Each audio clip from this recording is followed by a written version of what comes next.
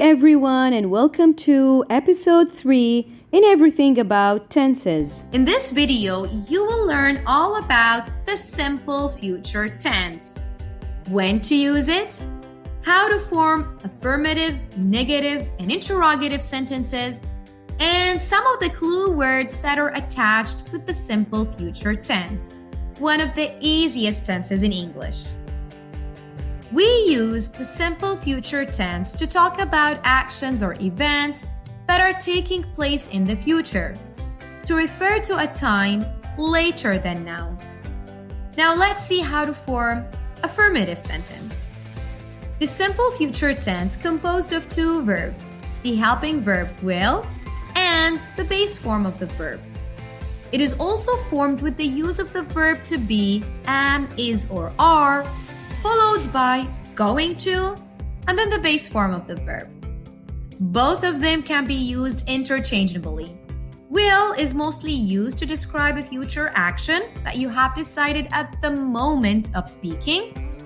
Going to, on the other hand, is used to talk about an action that was already decided before the moment of speaking.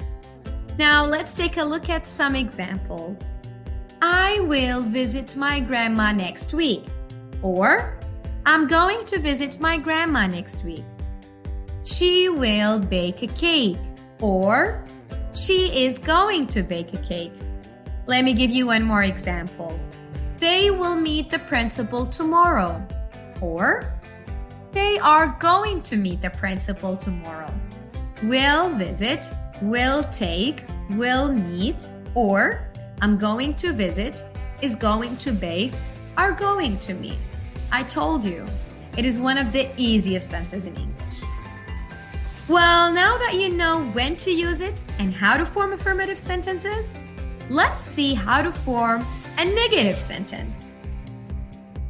Negative sentences are typically formed by adding the word not after the helping verb will, and we usually contract will not into want. So let's take a look at the previous examples and change them into negative sentences. I won't visit my grandma next week. She won't bake a cake. They won't meet the principal tomorrow. Add not after the helping verb am, is, or are. To make this clearer, let's take a look at the previous examples and change them into negative ones. I'm not going to visit my grandma. She's not going to bake a cake. They're not going to meet the principal. Well, now that you know how to form affirmative and negative sentences, let's see how to form interrogative sentences. Start with the helping verb will, followed by a subject, and then the base form of the verb. Will you call me? Will she cook? To form questions using going to, start with the verb to be, am, is, or are, followed by the subject, then going to, and then the verb. Are you going to call me? Is she going to cook? Questions that start with where, when, what, or how are followed by the same structure. When will you call? What will she cook? When are you going to call? Or when is she going to cook?